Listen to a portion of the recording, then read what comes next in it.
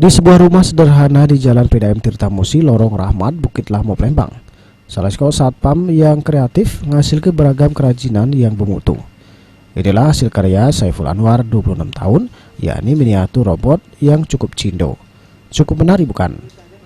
Salah sebuah karya Saiful Anwar, yakni miniatur robot ini paling disenangi warga Palembang. Siapa yang nyangkau kerajinan ini memanfaatkan limbah korek api yang mudah didapatkan dengan rego yang murah. Cuma dengan modal sebesar Rp32.000 baik untuk beli lem sama cat, dia pacak ngasil ke beberapa miniatur robot.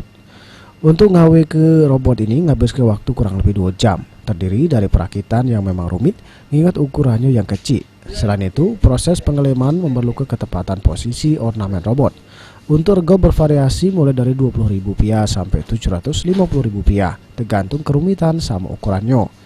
Dari hasil karya sisa waktu menjadi satpam ini, Saiful Anwar ngaku pacak meraih omset sampai Rp4 juta per bulan. Ini buat miniatur robot dari limbah korek atau limbah-limbah yang nggak terpakai. Misalkan kayak limbah kipas angin, limbah TV, limbah radio dan segala macam kayak gitu. Meskipun untuk pembuatan tidak mengalami kendala, namun dia masih bermimpi pacak ngembang ke usaha kerajinannya ini, apalagi kalau ada bantuan dari pemerintah setempat. Wibisono, PAL TV.